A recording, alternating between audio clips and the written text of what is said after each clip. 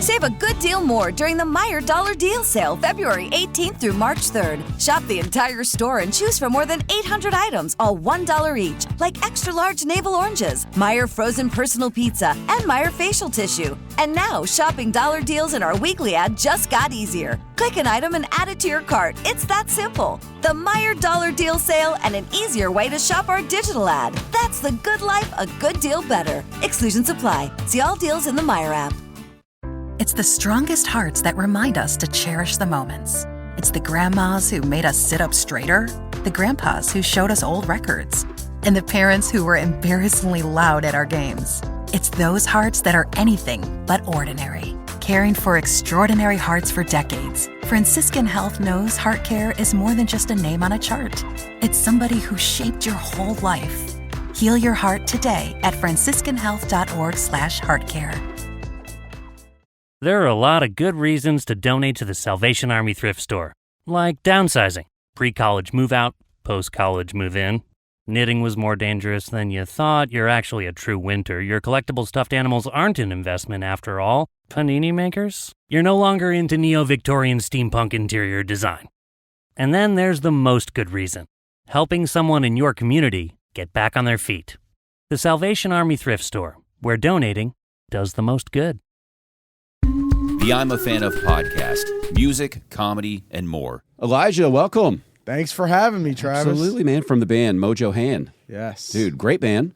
Thank you. I love the Dungarees album, but I am guilty. I have not gone backlist. Like, I haven't looked at the past albums yet. But you got 3 total, right? 3 total right now, Yeah. but Dungarees is my favorite so far. Okay, that makes me feel better. So I'm happy that's the one you started with, and I'm happy that you like it. I'm sure the others are good. It's just that one is so good that when I put it on, I wrote an article about it a long time ago for you guys, but it's like a front to back listen, man, which is a rare thing to write.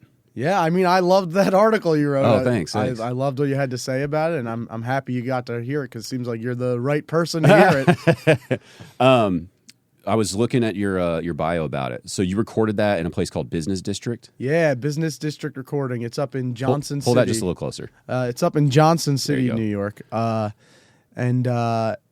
It's a pretty scrappy studio. Yeah. Our buddy Hunter Davidson runs it, and he produced the album, and he produces all the stuff that comes out of that studio. And it's kind of like in this attic of this old firehouse, and he's been collecting all this analog recording equipment for his whole life. And we recorded it to tape for the most part, and he really is good at capturing just a super cool organic vibe. Yeah. Which sounds annoying sometimes when people say it, but he really, we've recorded in a lot of different studios, and I could definitely say working with him is a whole different thing. Well, I was looking at the pictures. You know, it's a sparse social media account to begin with, yeah. which maybe a studio shouldn't post everything they have, just in case. But that room seemed very interesting. That it is just essentially a blank room. Yeah, got the equipment in there. Yep. And it always feels like it's those studios like that break that mold. Thinking you need all these things. It's like no. You need an energy. You need the equipment that you enjoy working with. It doesn't even have to be the best equipment. Yeah. And just kind of a feeling in that room. But how did y'all decide to record there? Is this somebody you've known for a while? Basically, a friend of ours told us to check out this band, Old Lady, who are a great band. And I listened to their album, and I actually sent it to our bassist because I thought it was right up his alley. And I was like, check this out. You're going to love this. He was like, this is what our album should sound like. So I looked up who they record with, and turns out that the guy who plays keys in Old Lady is Hunter. He owns nice. Business District, and so he records them and plays in the band. Wow. And so we had done our first 2 albums with someone else, this guy, Sean Walsh, who has a studio called Walden Studios, which is also great. And we did 2 albums with him, and we're trying to look for somewhere new to do the next couple. Yeah. And we had these 2 Christmas songs that we wanted to record. And so we were like, let's try them at Business District. And we went in and did the 2 Christmas songs, and it went super well, and we did it super quickly. And we already had a couple songs written for the next album, and so we recorded the first 4 songs from Dungarees just right in that same session when we were only planning on doing 2 Christmas songs, and Wow. it started very organically too, and it just felt so good to be working with Hunter in that room, and it just kicked off the whole album. And we actually just finished recording another album with Hunter. Oh, there. nice. So When's that coming? sometime this year. Sometime 2026? That's awesome. Yeah. Well, when you said y'all were originally listening to the recordings of the other band, Yeah. and you're like, that's the sound. That's so nebulous. Like, what is that? Sure, What does yeah. that sound for you? I mean, Because I have my version of what I hear on your album, but Sure. I'm curious as what you Yeah. classify it as. I mean, there's certain things that like are just so frustrating about this. I can already tell this is going to turn into a huge tangent. But Go ahead, go ahead. But We got I guess time. that's what a podcast is about, right? We got time. So, like, I don't know. Certain things with recording are very frustrating. Like, even down to something as simple as like it's hard to get the headphone mix right if you're recording with headphones in a room and like make it feel like you're really playing with the rest of the band. I mean, some producers want everyone to track completely separately, which is something we've never done with this band, but we've done all in, other projects and stuff. But like something that Hunter is really big on is at least to start, we're all going to play in the room together. No one's going to be wearing headphones, and we can all just hear each other playing, and we're in a room that's not much bigger than this room, just playing music, which as a band that plays live as much as we do, we can play together live in a room and it sounds like a band. And so to be able to just not have to wear the headphones, not have to worry about too much technology getting in the way, like that really helps. But I didn't even talk about the sound, and you're asking about the sound. No, it's okay. I think what it really, like, a lot of our favorite music is music that was recorded before a lot of the newer recording technology, and before, producers got into having everything be so isolated. And so a big thing that I think you can hear on our album Dungarees is that the instruments are bleeding together. All the guitar mic is picking up cymbals, and the cymbal mic is picking up bass, whatever, And while there's some isolation and you don't want it kind of just going off the walls and being completely uncontrolled, just the fact that it's a band playing in a room and the mics are picking up all the little nuances of everything, that definitely adds to the sound a lot. And even if we were recording more in a digital way, I think it would make a big difference. But on top of that, Hunter also recorded us to an old 4-track tape machine, which really just, I mean, it sounds so cliche, but like that analog recording equipment just has a certain sound. It's the reason why they ever developed digital technologies, because they wanted to get away from that sound, and it does sound different. And I love lots of albums that are recorded digitally, but there's really no way to replicate for real that warm analog sound that we got with Hunter. I think I was so happy to hear you. I was wondering if you were going to tell me that's kind of how y'all recorded, because I saw the size of the room, and I was thinking, man, that could go either way.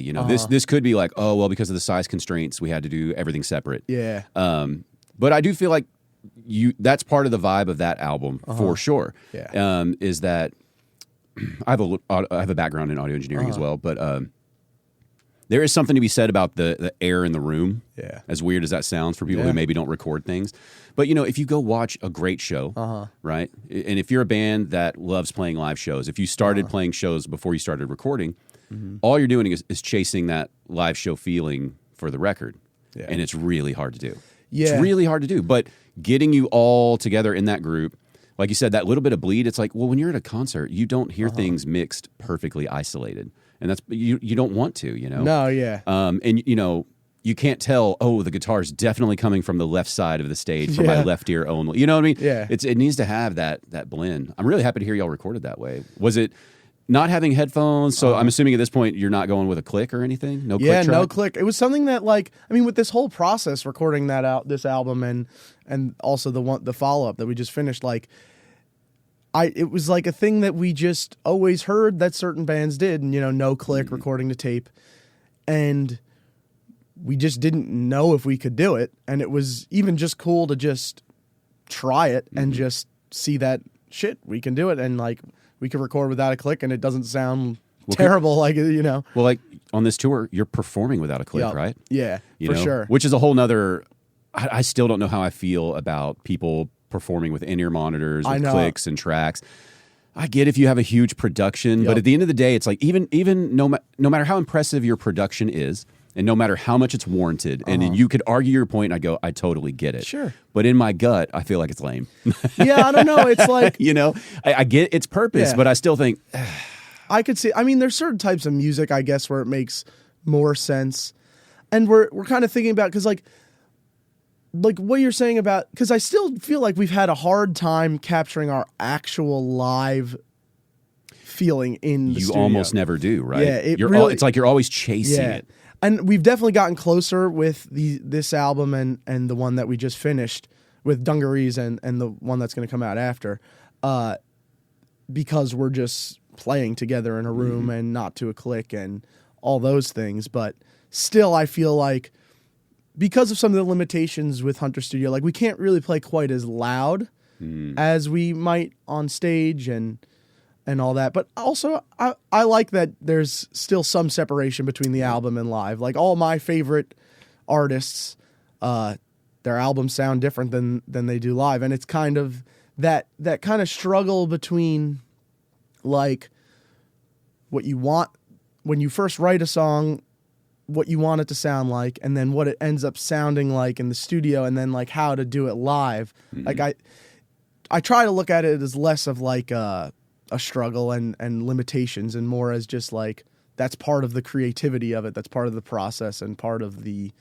fun of it. Yeah. I used to be real snobby. If I went to a concert, I wanted to hear it exactly like the album. They didn't play it like they're supposed to, that kind of stuff. There's definitely music where I feel the same way. I've grown though to appreciate, I think the more time you spend in a studio, the more time you're in a band, I think you grow to appreciate it. It's like that studio time was a moment in time. It is what it is. It was, especially when you think of money and time constraints. You know, it's like this is what that represented for that moment.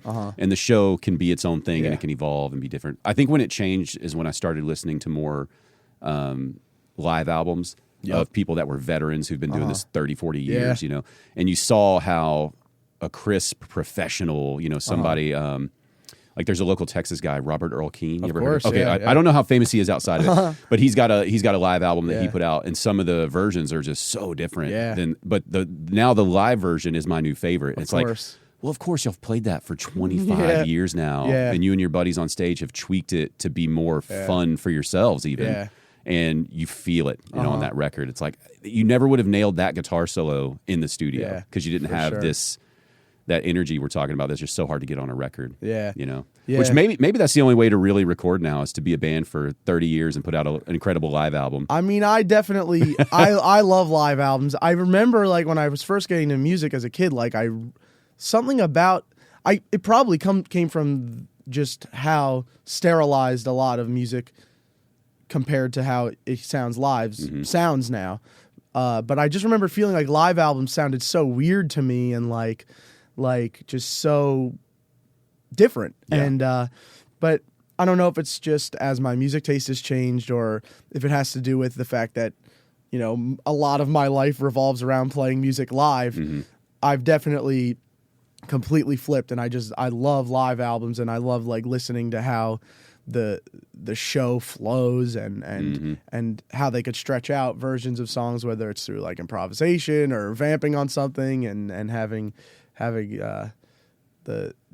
someone talk to the crowd or whatever. Like I just love, and also just as a music fan first, I love seeing live shows. And so being able to have albums where you can feel closer to that live experience I think it's really important. I feel like you're letting me in a little bit. Where I play guitar.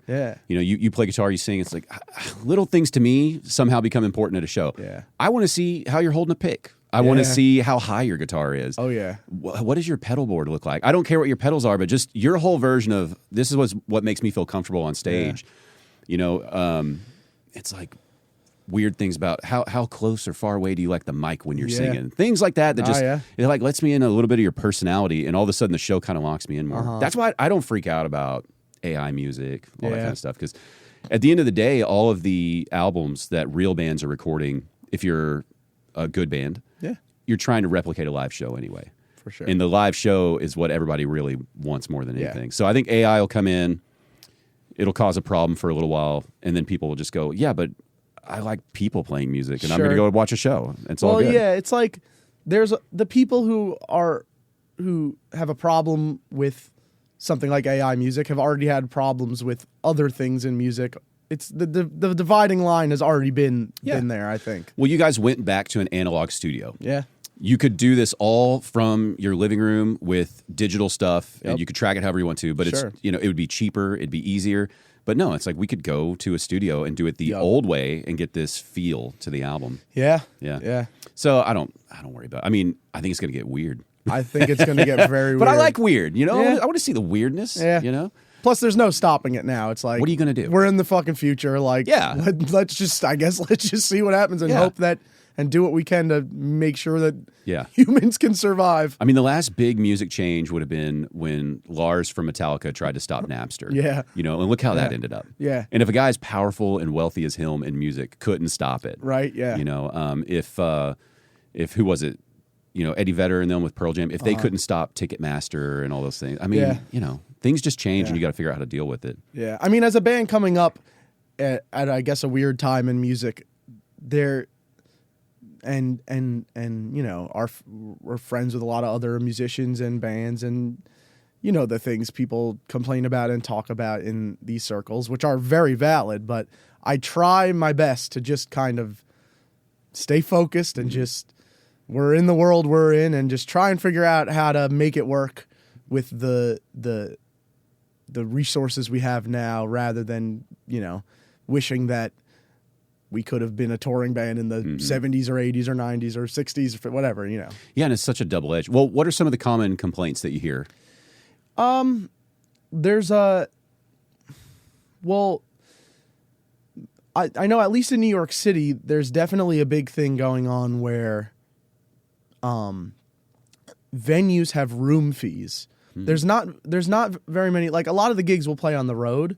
I'd say it's about 50-50. Like we'll play 50% of our shows are like bar gigs where we're playing 3 sets and we're playing to people who don't know who we are, don't want to even really probably hear music. Yeah. They're just there to get drunk, and playing those types of gigs has been very important in our development as a band because it's hard to win those people over. Yeah. But the other 50% of the gigs that we play are ticketed shows that we'll usually play with a couple other bands on the bill, local bands. And in New York, most of the gigs, there's a couple cool bar gigs to play in New York, but where we're based in New York, there's mostly just ticketed shows.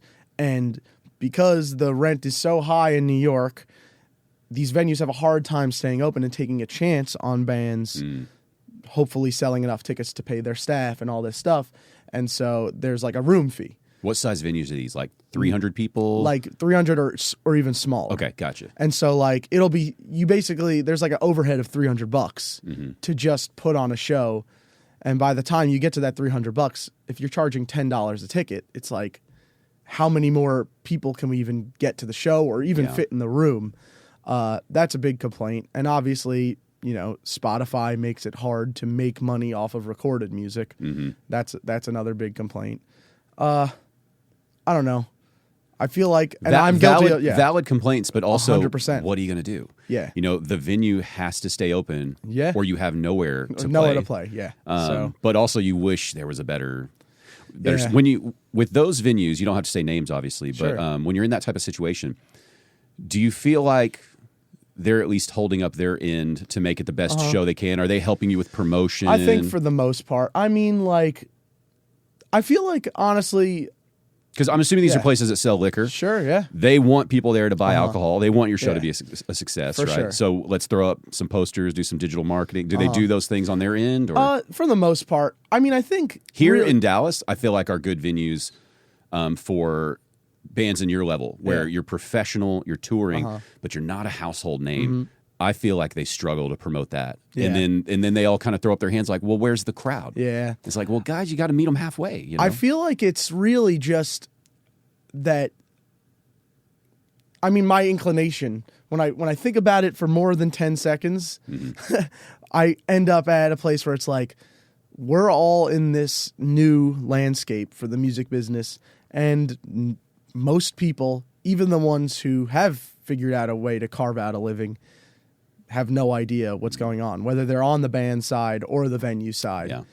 And, you know, it's just a struggle to kind of figure out how to do it in this day and age on either side. And I definitely am saying that from a place of a non-venue owner who has no idea about the things I don't even know I don't know. No, exactly. About what it takes to hire people, get your permits, licensing, to run the stuff. All, you know, I know that's got to be hard. It's got to be crazy. I don't know. And to them, $300, you know, isn't even that much of a safety net, I'm sure. Sure. It's just to show that you're committed. Yeah.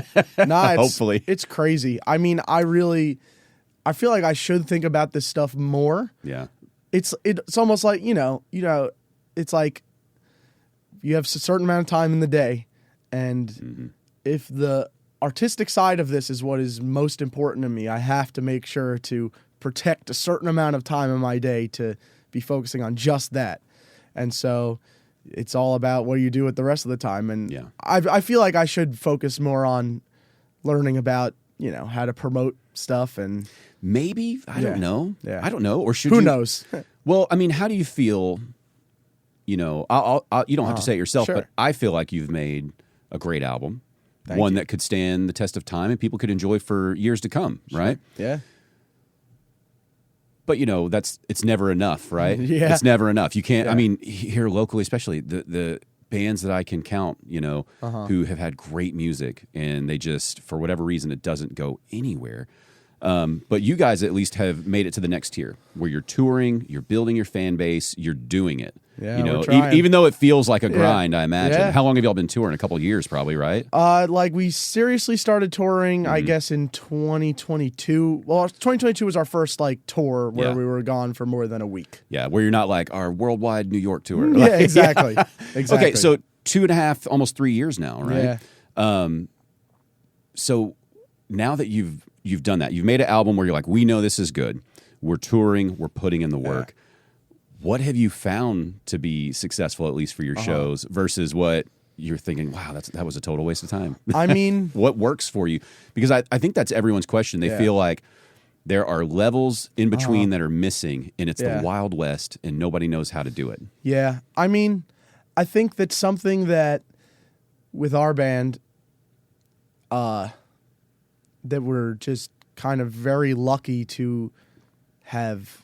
We're very lucky to have found each other in that, you know, I've known our bassist since I was 2 years old. We grew up together. Wow. I've known our keyboardist since we were in high school, and I met the drummer when we were in college.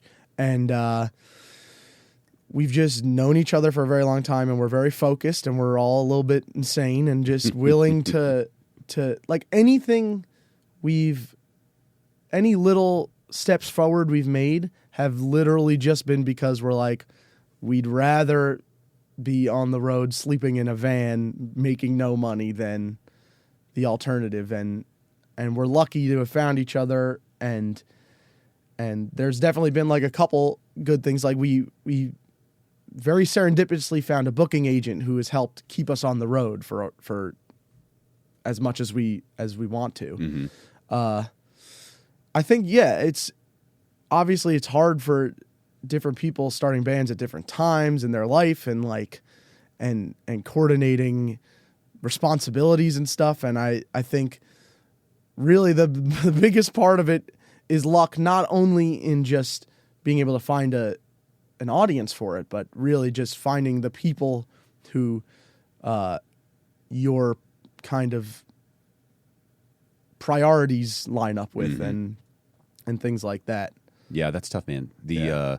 I'm just having flashbacks of different bands where you're asking, you know, why aren't you guys just doing it? Yeah. Why don't you make a run? And you know, they have valid arguments. Like one of my favorite bands from this area, you know, they're a larger band, and they they laid out a pretty good case. They're like, okay, let's say you put us on our dream tour next year, opening for a band that we pair so well with that we're going to build a fan base. Yeah.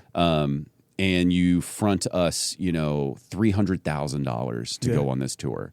And a normal person thinks, wow, $300,000, that's incredible.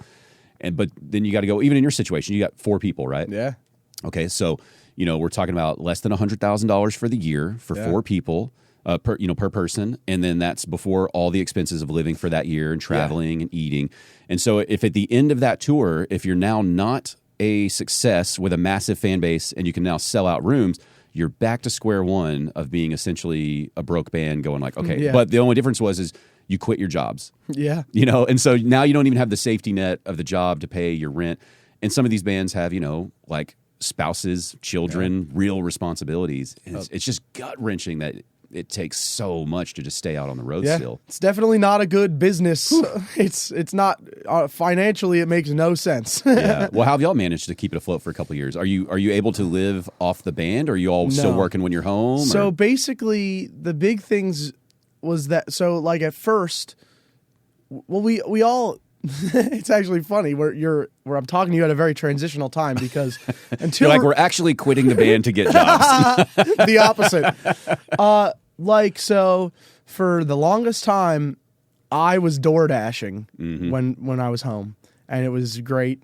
Our bassist was door dashing, and our keyboardist was door dashing. Our drummer, he worked at like a brewery in Manhattan, and it was just a pretty good setup where, especially with DoorDash, like we were able to just do it when we were home. And in New York, they pay pretty good. And, I'm kind of it was good to just be able to drive around and listen to music while delivering. Well, it's perfect. You do it right when you want to. So if you got shows coming up, it doesn't matter. Yeah. Yep.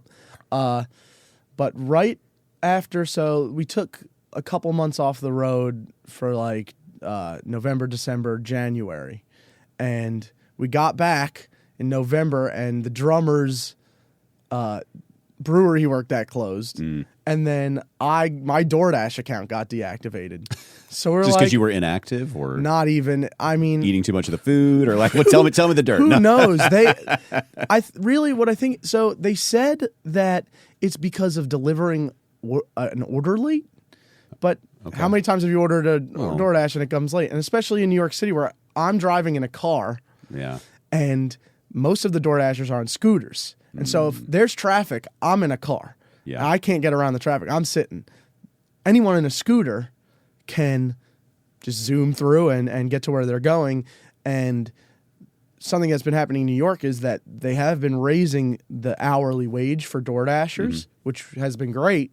But I think it causes a lot of strain on the company. And so they're probably cutting back on people who take longer to deliver orders. Paying more, we got to cut back a little bit. Exactly. Yeah. So until recently, we actually were, for the most part, we're not taking money from the band. We were just all working as much as we could on our off months, making as much money, putting it away, and then going away on tour and trying to live as cheaply as possible. This tour, we're starting to split the money, and it's like we're splitting very small amounts of money, just trying to make it work. Do you feel a new stress on your shows and your tour because that money now becomes more important? I mean, do you think about it more? I think about it more. We're definitely a little bit more trying to get more tips, sell more merch. But I'm trying to look at it as a challenge, and hopefully instead of it being some sort of catastrophe, it's a chance to kind of level up and see what we could do. I feel for y'all now in this day and age, because when the most successful band I was ever in, we were in the glory days of CDs. Sure. And people bought CDs. And we just had little bits of luck where we were selling lots of them. Yep. And when you're on tour, it's like, we sold 100 CDs at $10. $1,000 goes so far now. Sure. And this was when gas was cheaper, everything was cheaper, But even then, we were getting by just fine, but you were connecting dots of, okay, we funded this first album ourselves, and we want to fund a next one, so we can't blow through this money. We need to set some aside. And for artists and musicians, budgeting is not at the forefront. So I don't understand it at all. You're talking to your bandmates about this, and they're just like, "So you're holding on to our money?" And it's like, no, hold on. I think like the fact that we've been working together for a long time. I mean, the band started. The first iteration of the band started in our first rehearsal was at the end of 2016. Wow. So it's like so you're coming up on 10 years. Yeah. Congratulations. Thank you.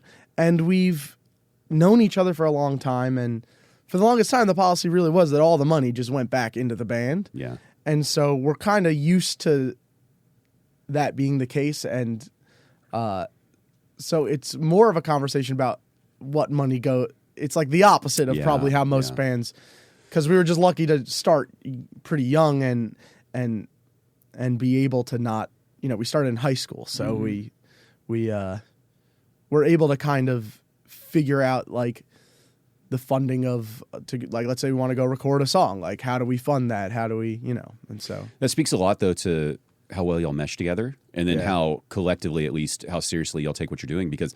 You say it like, we all agreed about the money and we haven't had many fights or whatever over it. It's like, but over 10 years, people's opinions change. Yeah. They come in and out of relationships. They might have partners who are telling them, they're like, why don't you take a little more money? This, all the things that have broken up countless bands that you've passed. Sure. And there's definitely been members of our band that have come and gone, but it's been the same guys since 2019. So that's great. It sucks to hear it, I'm sure, because when you're on the inside where you're at, you're working so hard, and you've been doing it for almost 10 years now. But what's wild to think about, I have a lot of comics on this show too, stand-up comedians. There's a lot of parallels with their careers and your careers. And what sucks is to think that you've been doing it for 10 years to now just be that new band. For sure. That you're almost at the beginning now, which is a wild thought. But I only say that to hope that over the next couple of years, you guys kind of keep that in your head of, right here is where people get discouraged and think, 10 years, it didn't happen. It's like, but I think bands like the Black Keys, I think they were 10 years in when they were nominated for Best New Band or something. It's so crazy. But we've been thinking about that a lot recently, and honestly, periodically over the past couple of years, just because, the first time we recorded in high school, I remember feeling so good about what we recorded, and then a couple of years later, you look back on it, and you're like, I don't know if I like that. And even as we've gone further, I definitely like Dungarees better than our first two albums. Which you should, right? You should like every album a little more. And I think we've gotten to the point, there's music that we've recorded that we've taken off the internet because we're like, I don't know about that. And I hope one day, if there's people who care to hear it, we can put it back out and say, this is our earliest stuff. But those will be your goodies. You release some 7-inch vinyls for your loyal fans. Exactly. That'll be the people who really love it. That's the hope. Yeah. But I think we've gotten to a point where, maybe our first album doesn't fully represent where we're at now, but I'm pleased enough with it as a first introduction to who we are, and but just think about your personality shift over the last almost 10 years. Yeah. Of course the album, it should feel like a stranger. Sure. Sure. Yeah. And there is something kind of as discouraging as it could be that, like you were saying, it takes 10 years to get to step one. Yeah. There's also something cool about it, which is just knowing you've put in so much hard work into something, and even if you don't see, even just starting to see it pay off on a level of wow, I think we made something that I really like, and that I think, just something that we really like and we think is cool. Well, and there's got to be a comfort now knowing that the stage, performance. Surely you remember the first several times y'all performed as a band, the nerves, the energy, we're going to screw up, or you did screw up. And now there's got to be a comfort, of thinking we've done all this work so that now if we take the stage, it doesn't feel like a hurdle anymore. It feels like this is what we do. Honestly, even something as simple as loading into a venue. Mm-hmm. I say this a lot. I just remember our first couple shows that all right, we got to go get the gear out of the practice room and load it, bring it up the stairs, load it into the car, and then drive over to the venue, and then take all the stuff out, load it onto the stage, sound check. Like that all used to feel like, do I have enough picks? Do I have enough strings? What happens if this happens? And now it's like that we've got a system for everything, and we've gotten used to it, and we could set up in 15 minutes if we have to. Do you get to play with a lot of local openers? Yeah. So you see what you used to be. For of sure. How the nerves and the, a little bit of chaos happening. And it's got to make you feel like you've grown substantially. For sure. I mean, I think the two areas where I feel the most growth are the both sides of it, like the songwriting and just like how we could play together in the studio and arrange a song so that it makes sense as a song. And then the other side is just like the whole live thing, like, because you start a band, like going to see bands, and it's so fun to just watch a band on stage, just like a really tight band and I just remember first starting it feeling like, how does a band even sound that tight? Like, what do they do? Like, you can't even understand it. Yeah. And that's why I think that is why we've played live so much these past couple of years, is because at some point we were like, I think the only way we're going to really get good at playing live is to just do it a whole lot. And even if we practice in the practice room, which we rehearse still every single week we're home. We rehearse every Tuesday. Yeah. Even like we're going to get back from this tour on a Monday, the next day we're going to be rehearsing.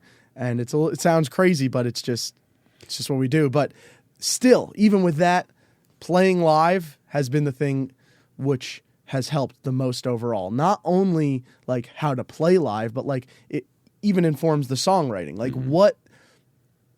like you hear a lot of, I hear a lot of music which is great and sounds great as recorded music that you could listen to in your room in your headphones, and I'm sure we'll make lots of music like that over time, but right now we're really focused on like what makes a song translate live. And especially like the kind of gigs we're playing, which is literally every kind of gig. Like it's like everything from playing in the corner of a bar with just the vocals coming through the PA and that, to playing on a big stage opening for a bigger artist. It's like, how do I write something that could translate in as many different situations as possible? And I know some people, some of my friends even, I'll talk to them about that, and they kind of view that as like a bummer. Like, why should you have to like morph your artistic taste to fit? And it's like, I don't really view it like that. It's like, I've got things I want to say, or I've got, I want to be able to perform songs live and express myself.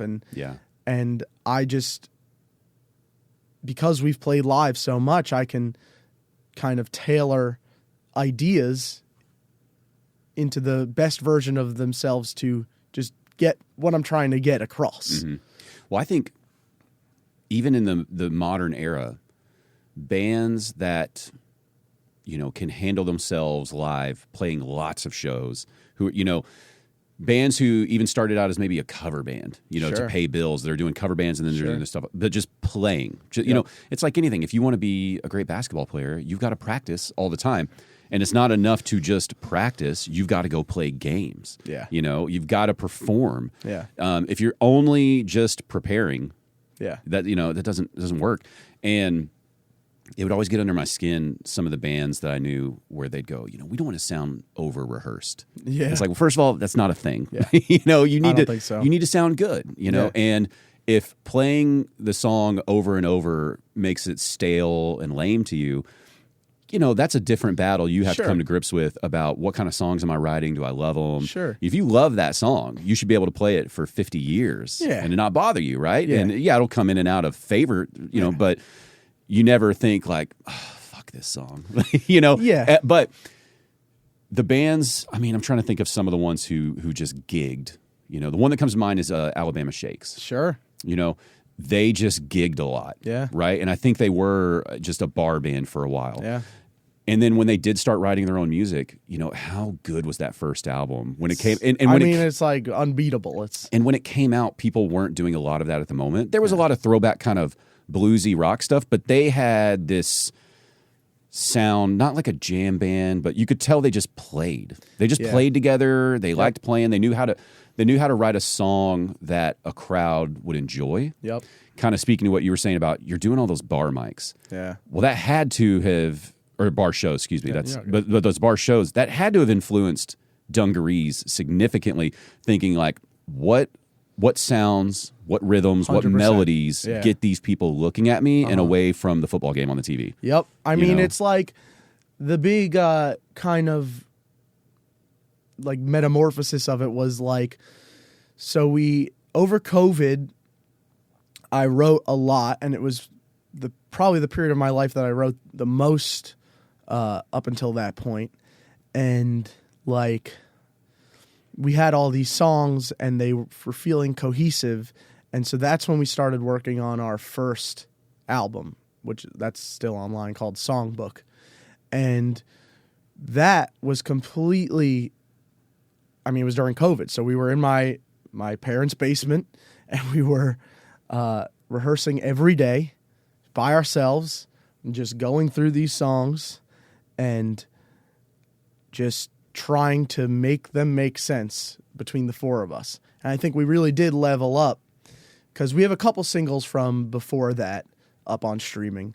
And I think the big difference between those is like, that's when I think I kind of like reached the first like acceptable level of my songwriting, where I was like singing about things that I was thinking about or feeling. And I think as a band, we were really focusing on how to just make a song that makes sense. Like, I know I keep saying that, but like sometimes you just hear a song that sounds more amateur, and it just doesn't sound like a song that maybe you'd hear on the radio, or that you'd hear like a band that you like sing. And you can't really, it's hard to really say what it is. I know what you mean. Every now and then you hear a new band that's starting out, and you think things like, intro's a little long. Yeah, you know, stuff like that. Where it's like, it's not bad. No. It's not, and it's not even like I'm not judging your creative choice. You're just or thinking, even your playing. Yeah, like your playing could be great. it just feels like it's dragging a little. You know, that kind of stuff. Or Yeah. that's a weird spot to put a bridge. Yeah. And then, Yeah. and like, so I think that's where we got on that album. And then we went and recorded that. And really, like, the whole process was done before we started touring. And so we did that album, and then the world kind of opened back up, and we started gigging more heavily. So the first album was done really without any playing live. I mean, we had played live from 2017 to 2020. Yeah. But we hadn't really toured. It was Yeah. mostly like in high school, we were playing locally in New Jersey. Mm-hmm. And then in early college, we started like trying to fill every weekend with any show we could drive to in a weekend. But still, those 3 years, you're Yeah. a baby. You're essentially Oh, yeah. learning still how you want to be a band. Oh, yeah. Yeah. And then, so we did that first album, and then the second album was somewhere in that time, in between the first and second one coming out, is when, I believe that's when we found our booking agent, and we did our first tour, and I kept writing in a similar way. And then that album came out, and I kind of view the first two albums as like kind of grouped together. Mm-hmm. And then really after the second album came out is when we really started touring heavily.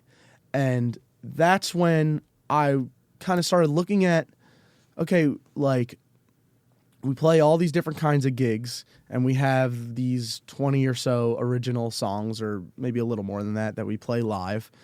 And like, what are people reacting to, and what am I having fun playing in front of people? Because while a lot of the music I listen to is like just a guy playing an acoustic guitar and singing, and I love that music, and I want to do more of that myself. But really, the thing I have a lot of fun doing is playing loud rock and roll in front of people who are having a good time. Yeah. And so it was like, we have these songs which sound a certain way, and like what's translating, you know?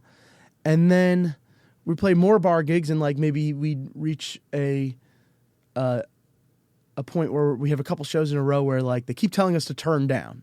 And we're like, we didn't think we were that loud. Like, what's going on with that? And it's like, well, maybe I can write a couple songs that will translate when we have to play a little quieter.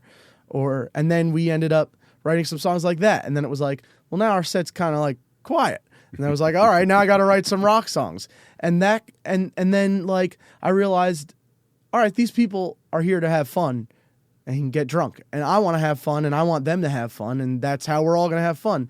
So like, how can I write songs that aren't so sad? Yeah, yeah. And it's not about like I have sad songs. So it's like, now I want to write some songs that are more fun. Mm-hmm. And, I don't think there's anything wrong with having different albums that sound different and different songs that sound different from each other. And, more upbeat songs, slower songs, quieter songs, louder songs. And I think that all that stuff we really would not have learned having not played hundreds of shows. Yeah. And I think that if there was an opportunity to play 100 shows a year, without touring, we probably still would tour because we love it. But we probably would tour maybe a little less. But at this point, like the only way for us to play as much as I feel like a band should play at our stage is to tour a lot. And luckily we love it. And there's other aspects of it which are fulfilling other than even just playing shows. So. Yeah. But even with the music,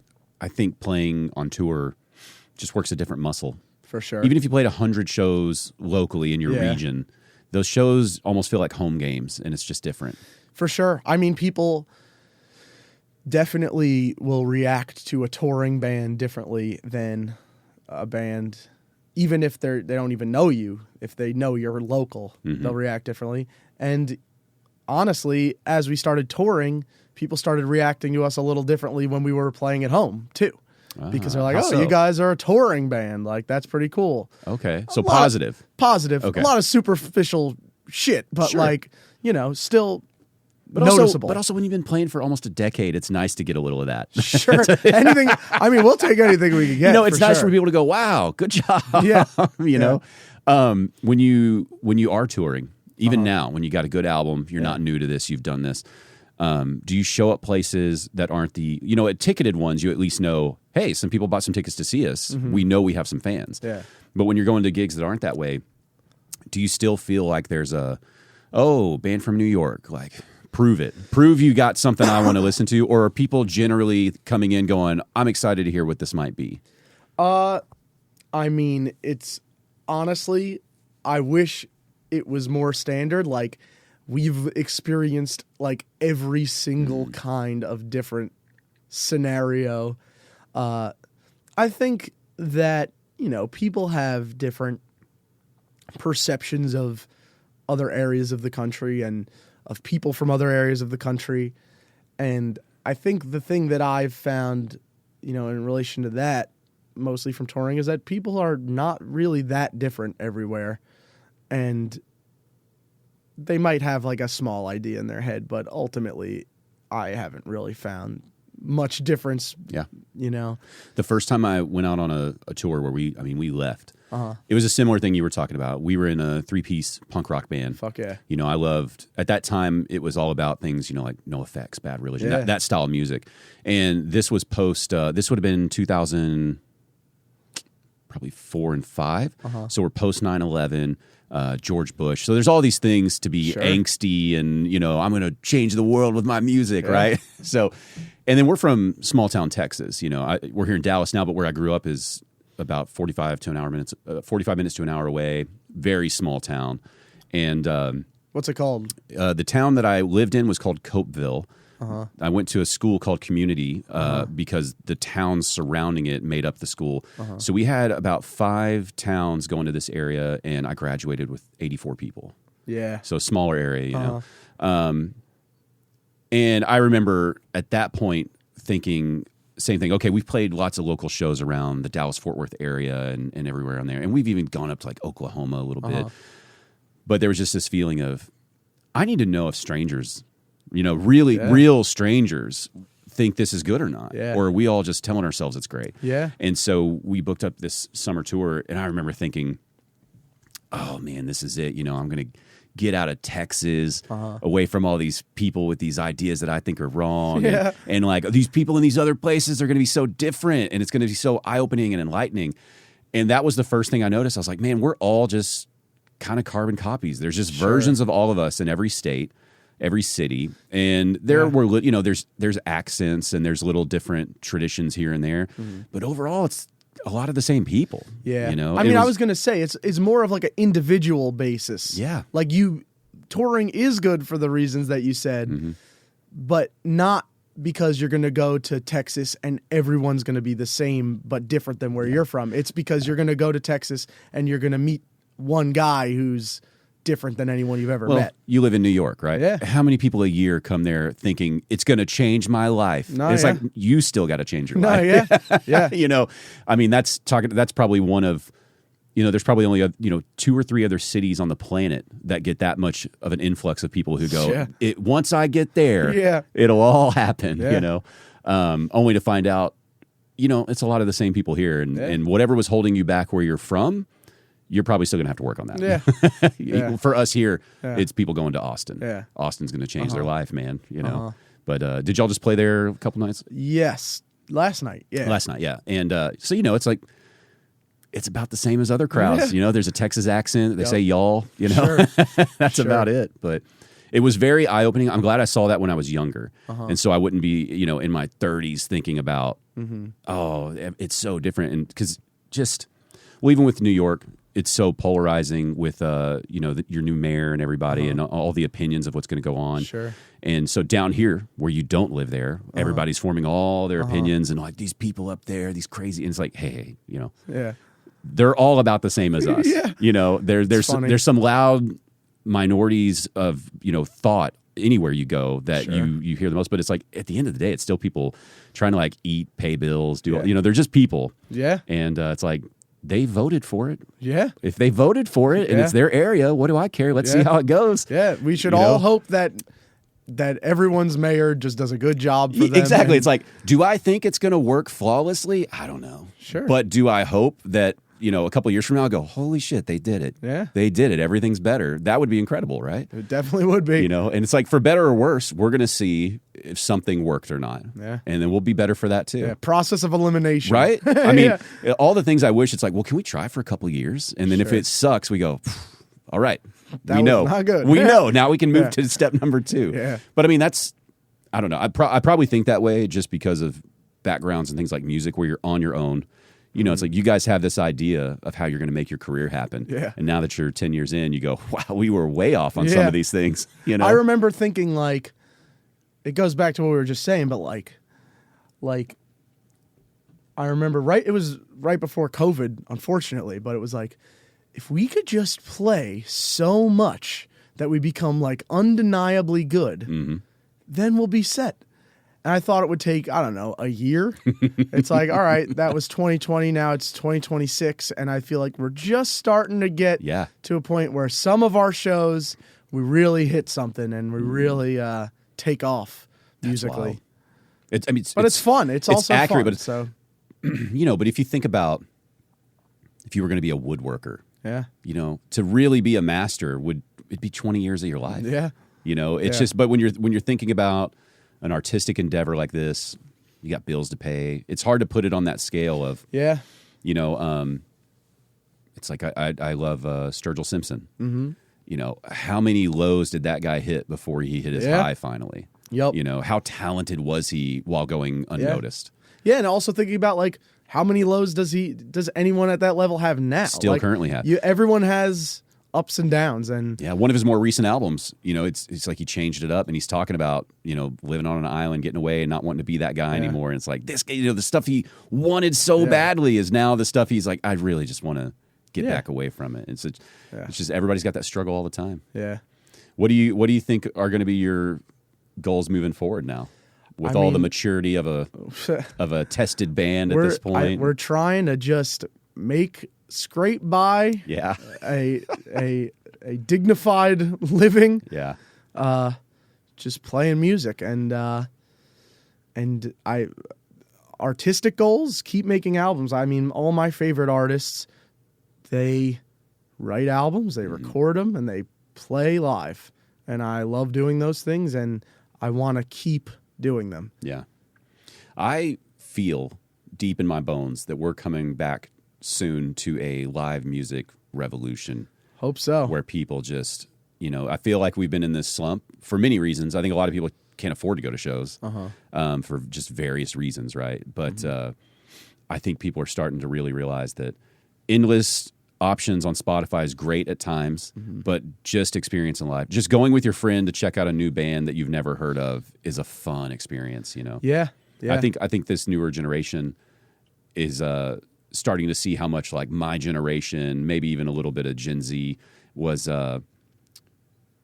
totally obsessed with all the online content to a fault. And they're thinking, we're going to do less of that. Yeah, I mean, I definitely think it is a real thing. Like, my generation does not like going out as much as past generations. And I think that they don't drink as much. Yeah.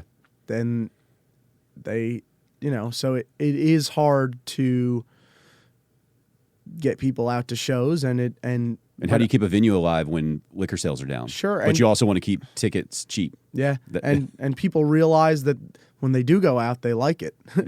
But it's just, I think a lot of people coming of age during COVID has to do with it. And just, it was like, we kind of got used to not going out. Yeah. But who knows what, it could be a million different things. But I think that, like, ideologically, the younger generation does like live music, does like things in a more organic way, but it's just about how do we bridge the ideology with how many people are going out to a venue to, like I said, we started touring mostly after COVID, and it's a wild time to start too. No, I know. And after every show where we play a ripping set to 4 people, the owner comes up to us and they're like, the band's like, you are the reason that we started this venue. And like, if you would have came before COVID, there would have, and it's like, yeah, I don't know. I have nothing to compare it to. We had a good time. I do wish there was more people like, that's here, awesome to hear that it could have been better. Yeah. But, so what, I don't want to just sit around and complain about it. So we just fucking go play to 4 people and have a good time and just try and build it one step at a time. There was a punk band called Authority Zero, and they were from, I think, Mesa, Arizona. And they were one of those, they made it pretty big. This was back when radio was still relevant, and they had like a radio hit here locally at least. And I was under the impression this was a massive band.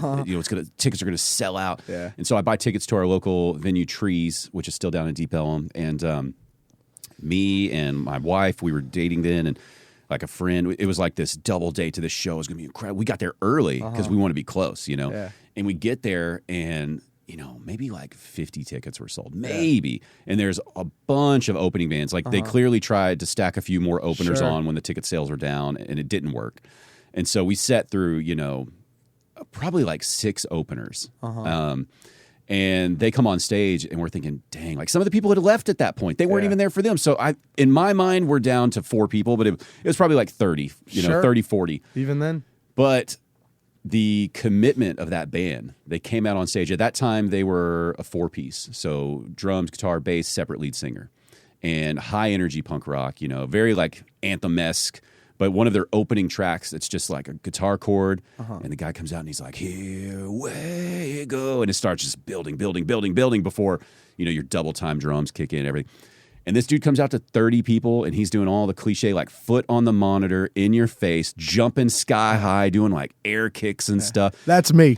But just selling it. And it's like, that to this day was one of the most incredible shows I've ever seen because of the full commitment. Yep. And it's hard to emphasize that to a band that comes out on a stage and there's 8 people, and it's like, no.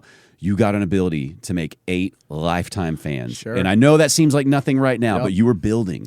And when you come back to town, those 8 are bringing more, okay? Yeah. And you could tell, too, that since there was only 30 of us, 40 of us, whatever, and we were feeling it, we're going nuts. You're still talking about it. Yeah. This is literally, I'm 40. That was 20 years ago. 20 years ago. Yeah. And Love that. and I can still remember having like it was my girlfriend at the time, my wife now. She's in front of me. Our hands are on the stage. You're high five. We don't have to be pressed up against the stage. There's so much room behind us. But we were just thinking, they're giving it their all. I got to be right here. Yeah. Right here, Yeah. And the amount of shows after that I saw where a band would be bummed that there's only 100 people. There's only 100 here? Yeah. Oh, sorry, I guess Dallas didn't come out tonight. Sure. And you just wanted to go, fuck you, Authority Zero did it. Yeah. But, since then I've been to more shows with small crowds too. And it's like when you see that commitment, it's like, all right. Especially now. I mean, back then I didn't have any money. Now, now I have more, I have a little more income to spend on things. So I feel obligated. It's like, okay, we're coming through, man. You sold it. I want a vinyl. I want a shirt. I want, where's the tip jar? Let's do it. Yeah. Because you just realize it's like, God, it's got to be so hard to get out there for 10 people. I always think I think it was Jason Isbell. I heard him say, don't punish the people who came to the show for the people who didn't. Yeah. I think about that a lot. Yeah. And you still get to play. Yeah. You're still up there with your buddies playing music, man. I mean, it could be hard when there's only a couple people and they're really just, there is an element of it which you are feeding off of the people in the room. And so it definitely can be hard to reach that peak when there are less people or they're less enthusiastic or even if they're hostile. But I think it's still, you got to aim for it every night, and you gotta put in you got to hold up your end of the bargain. And at your venues in New York, do you have the luck of street traffic coming in? Some of them, yeah. There's one venue we play in New York called Skinny Dennis, and that place has kind of built-in crowd and kind of walk up. Yeah, so you can start a cold set and bring some people in. Yeah. But I mean, a lot of any ticketed shows in New York, it's like no one is walking in randomly, and the other thing I think that people run into probably in most cities is when you're playing locally, like as a band that's from there, you're playing with your friends' bands and you all have the same friends and they're all musicians. And so if they're not gigging, they have to work. Yeah. And so you end up, that's another reason why we play outside of New York more than last year we probably played 5 shows in New York and we played 120 shows last year. Yeah. So it's like, but we like playing in New York. There's also the other side of it where it's like, all right, you play in New York, your friends come, maybe your family comes. You kind of want it to be a good show. It becomes more stressful. Yeah. Well, you guys are from New Jersey? We're from New Jersey, yeah. But how long have you been in New York now? So me and the drummer, we met in college, and that was in New York. And then we moved to Brooklyn after college. So we met in 2018, and we've been living in Brooklyn since 2022 or 2023. Yeah. So you've had the band in 2 different zip codes, essentially. So you've seen For sure. What do you think? You're talking about the venues. Obviously, down here we think everything up there is so expensive. How does anybody live? Yeah. Which I'm sure you feel that sometimes. For sure. What benefit did you find of moving your band to New York versus why not stay in Jersey where it's maybe a little easier? You have to do less DoorDash and you can work on your music more. I mean, what did you love about it other than just I want to live there? Honestly, Do you have $10,000 or more in credit card debt? Maybe you're even barely getting by making minimum payments. With credit card debt hitting record highs, National Debt Relief offers real debt relief solutions for people struggling to keep up. These options may reduce a large portion of credit card debt for those who qualify. You don't need to declare bankruptcy, and you may be able to pay back less than you owe, regardless of your credit. National Debt Relief has already reduced the credit card debt for more than 550,000 consumers. So don't wait. If you owe 10, 20, or even hundreds of thousands of dollars in credit card debt, you can now take advantage of this financial debt relief as the cost of living increases. To find out how much you could save, visit nationaldebtrelief.com. That's nationaldebtrelief.com. Looking for a tasty way to get more protein in your busy routine? Cheerios Protein Cereal is your go-to for breakfast, a quick snack, or a post-gym refuel. Try cinnamon, cookies and cream, or strawberry, each with 8 grams of protein and classic Cheerios Crunch. Pour on 3/4 cup of milk for 14 grams of protein. More than an egg. Cheerios Protein keeps you going. Disclaimer, Cheerios Protein Cereal is a good source of protein per serving. When it's time to scale your business, it's time for Shopify. Get everything you need to grow the way you want. Like, all the way. Stack more sales with the best converting checkout on the planet. Track your cha-chings from every channel, right in one spot. And turn real-time reporting into big-time opportunities. Take your business to a whole new level. Switch to Shopify. Start your free trial today. We all prefer things a certain way, like groceries. If you want groceries just how you like them, you gotta try Instacart. They have a new preference picker that lets you pick how ripe or unripe you want your bananas. Shoppers can see your preferences up front, helping guide their choices. Because when it comes to groceries, the details matter. Instacart. Get groceries just how you like. There's been less thinking about it than I probably should have done. Yeah. But we went to school in New York, kind of built friendships and community in the music scene, and liked living there. Yeah. And we've been able to make it work so far.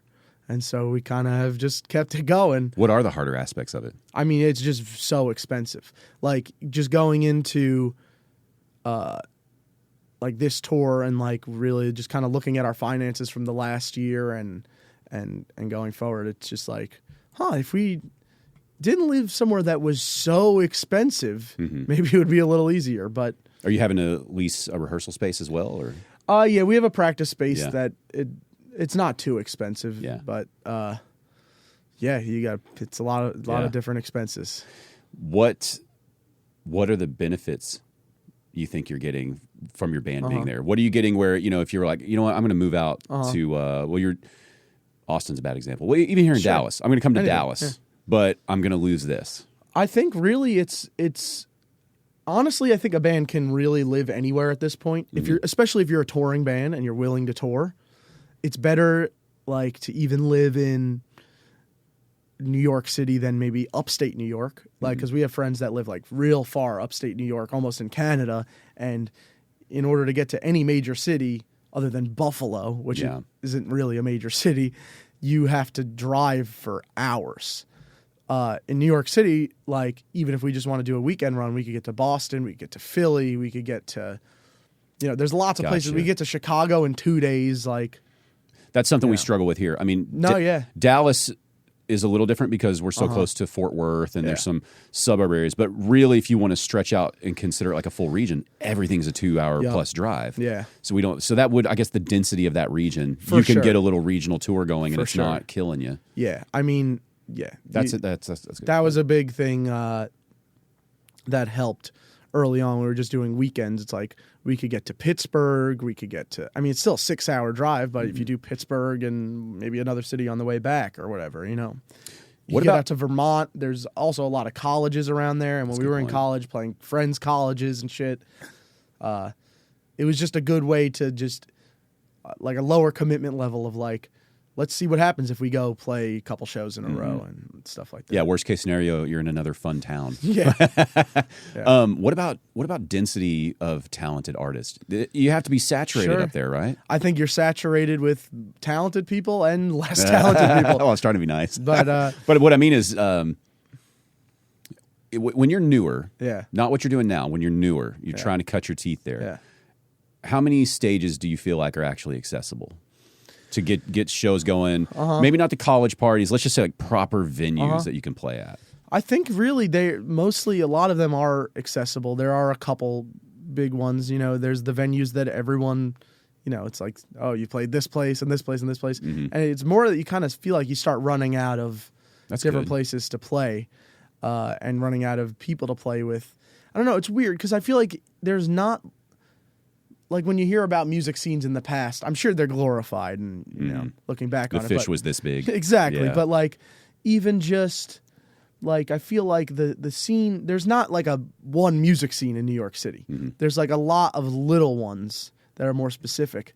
And I honestly don't necessarily feel like we've kind of felt at home in any of them. I don't know if that's because of our music or just we are people that just feel like that. Yeah. I feel like it's more like our personalities. Not that we're like unfriendly or anything, but I know what you it's just kind of like a disposition of like feeling like an outsider. I don't know. I've been in this town forever, and I feel that way. You know, there's the cliques that develop, and they're not bad cliques. They're all nice and friendly. Yeah. But I've personally never felt all in on any of them. Sure. You know, and I kind of like just kind of bobbing in between. Yeah. And I'll dip in here for a moment, dip over there.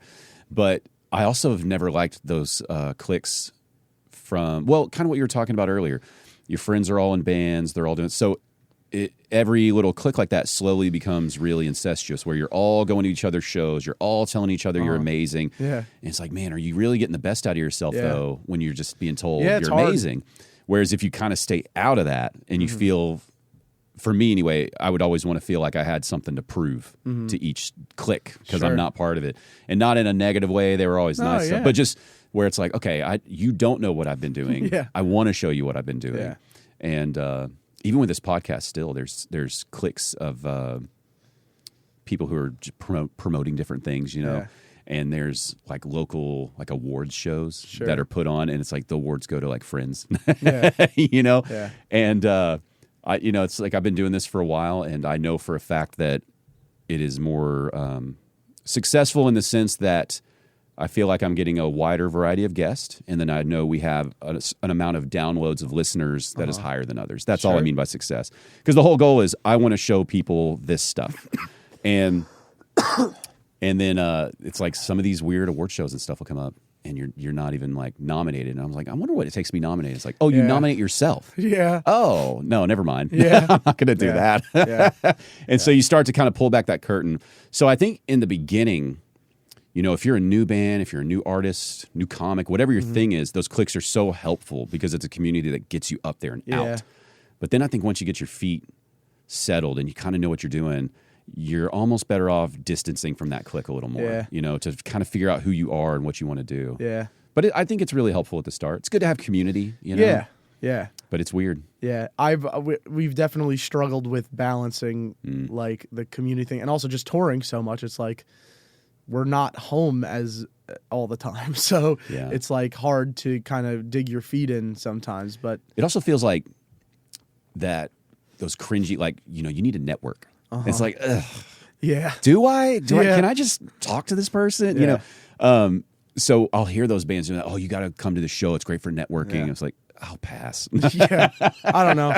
I feel the same way. It could be hard. Yeah. It could be hard. Yeah, we have children now, and you know they're going to school, and you have to think about even that, like because you want them to be involved with other kids, and that means I've got to be friendly with parents. You know, and it's Yeah. like, I didn't think I'd have to think about this here. I Yeah. thought you just went to school and we just signed up for Yeah. T-ball or whatever. Yeah. And it's all good. Like they're all nice and Sure. friendly, but you're just like, God, I'm doing a lot of greeting and handshaking and name memorizing, and it's all for the sake of the kids. Yeah. And we're all putting on the fake smiles.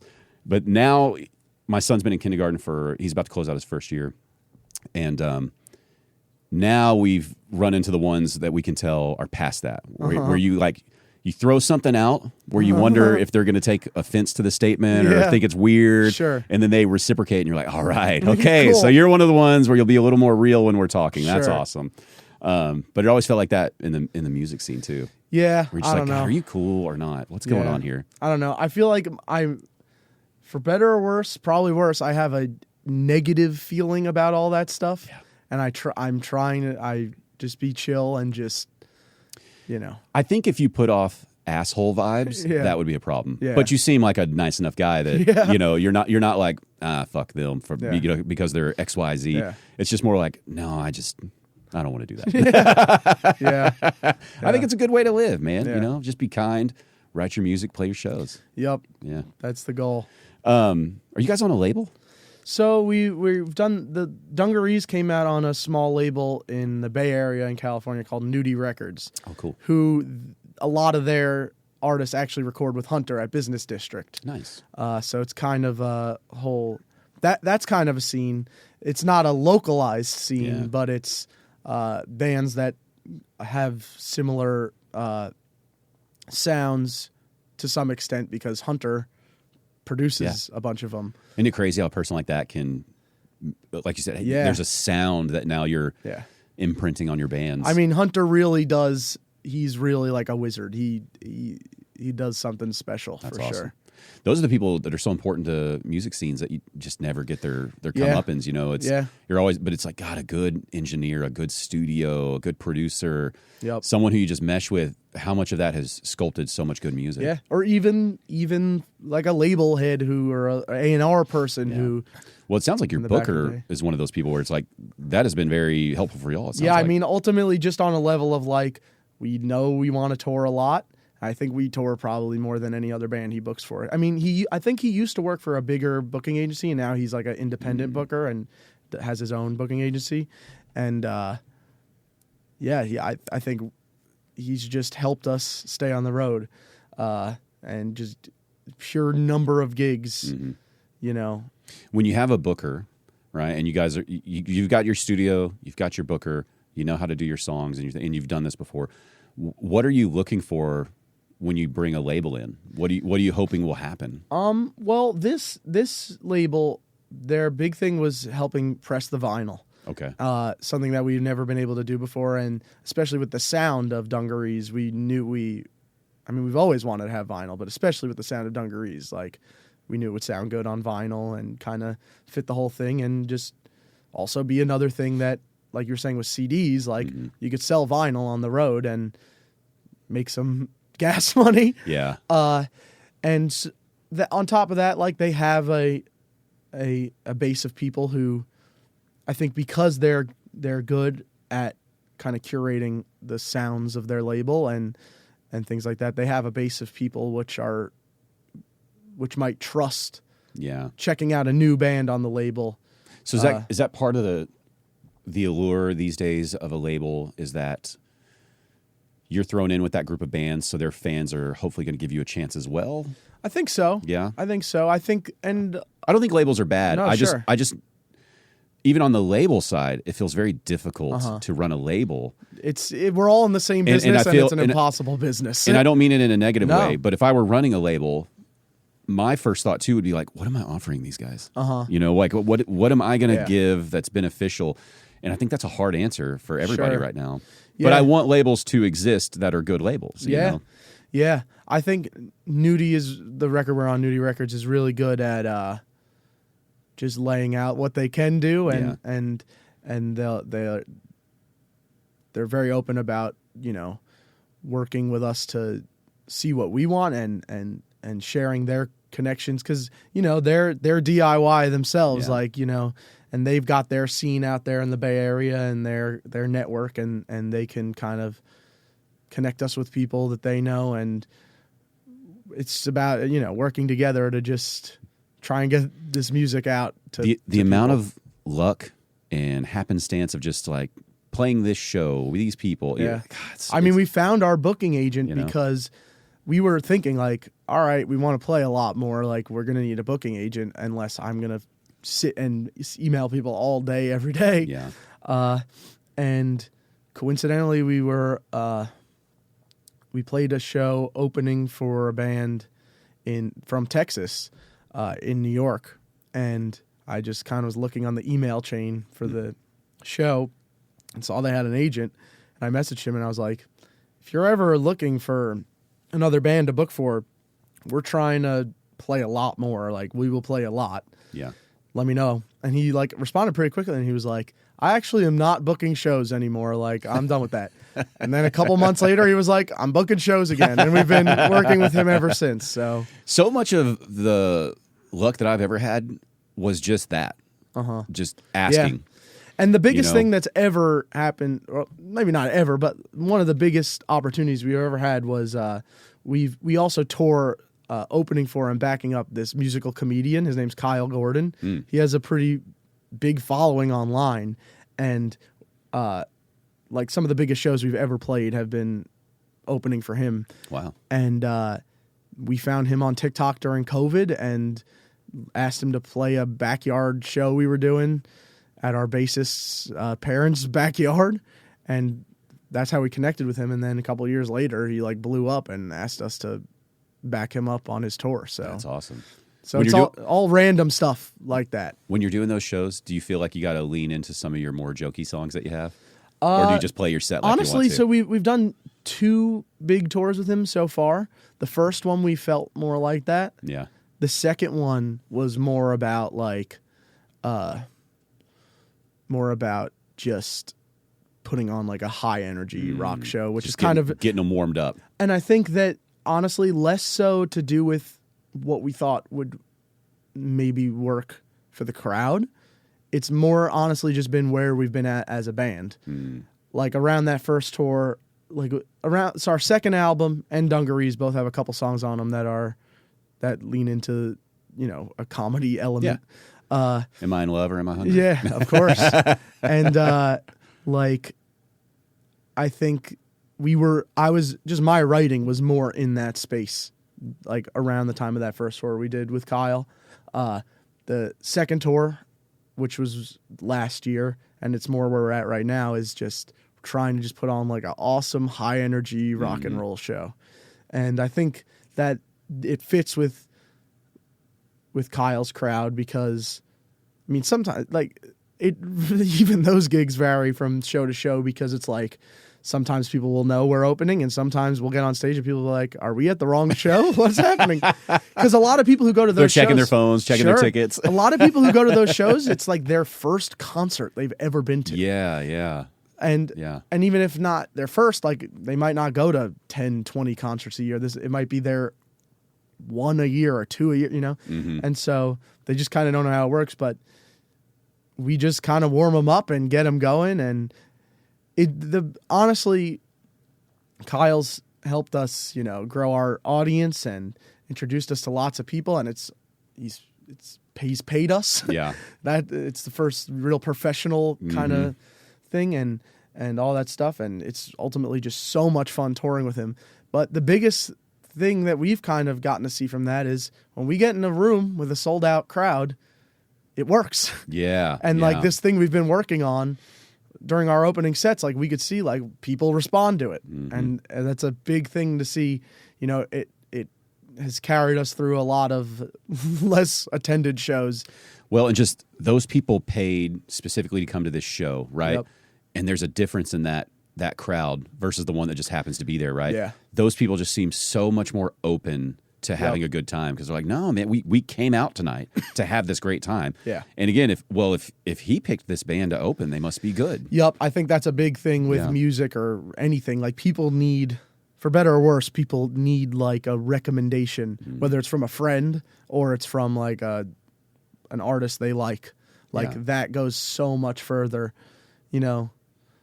even just as simple as like if you're playing a show where there's 10 people and they're all standing in the back, or you're playing a show and there's 10 people and one person goes up to the front and starts dancing. It's like the lone nut thing. Like, God, those people are a breed of people that I wish I could be. Sure. Because the person who has that no fear, and they are the person to break it out, and they're just like, I dig this, and they're setting the tone. And everybody else is like, well, I think I dig it too. Yeah. It's like, God, you're awesome. It's so funny because on stage, I'm that no fear guy. Yeah. Off stage, I would never be the lone nut. I would never. I have you on my podcast. I'm coming to your show tonight. And I will be at the back of the room. Yeah. I'll be at the back of the room. Yep. You know what I mean? And that's just how I am. Yeah. But I'll be telling other people like, y'all should definitely get close. That's probably a great spot, but I don't want to stand there. No. Yeah. Yep. No, I know how it is. Yeah. God, that's just what do you think's the largest crowd you've played for? I think the largest crowd we've played for, we opened for Kyle Gordon in Boston, and I think it was like 600 people there, and it was sold out, and it was just packed. Did you feel like your set needed to be adjusted because you'd played for smaller crowds, or did it go into it nicely? Honestly, it's like the opposite. It's like, all right, finally, now we're really getting cooking. Like this is what you felt in your mind. I knew it would work. Like I knew I could do it. Like Yeah, man. And it's still tricky. You're still opening for another band and people don't know who the hell you are, and like some people just don't like it, but it's definitely better than playing for 0 people. Let's take the amazing shows like that out of the equation. Let's get back to kind of regular tour life.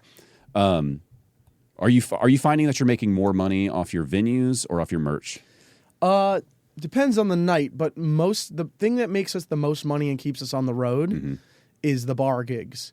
They vary in how much they'll pay a guarantee, but like some will pay $300, and then sometimes we'll play one that'll pay $900. And like mostly that's just we'll play like 3 45-minute sets. Gotcha. And then also those are good because you could try and get people to tip. Yeah. And I think that at first it was a lot more disproportionate in like, all right, those are the gigs we do for money, and then we do another kind of gig for, and still most of it like now it's like literally 95% original music. At the beginning it was probably like 70% original music, but even then like we're still mostly doing originals, but just having to do that whole night was a lot more of a struggle at first, but we've definitely gotten a lot better at it and figured out how to just make it make sense. I mean, I know when some bands play gigs like that, they kind of are just off the cuff, like whatever song feels right and just whatever order. I definitely think a lot about set list for every kind of show, and we go on stage with a set list, and sometimes it will change on the fly, and there is wiggle room. But for us, it's definitely important to have a set list that makes sense that we can refer to. What makes sense to you? What do you mean? Well, one big thing is like unless we're planning on it, I like going from one song into the other, just having it flow nice and in the sense of no gaps. Just let's keep it moving. Yeah, and like in order to not have a gap, we can't have space to discuss what song to play next.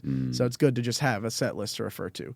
But otherwise, it's just like just the energy of the different songs and like building it to a peak and all that. Like even in a bar gig, we're trying over 3 hours to kind of have each set peak, and then if there's anyone who stays for the whole thing, like we want the whole thing to feel like yeah. Ooh, so catering 3 sets, but also one giant set. For just in case for that one person. Yeah, and it took like at first we did not have the songs to do that. Sure. Like the first 2 sets were like, all right, that's the crap, and then we end it with our big.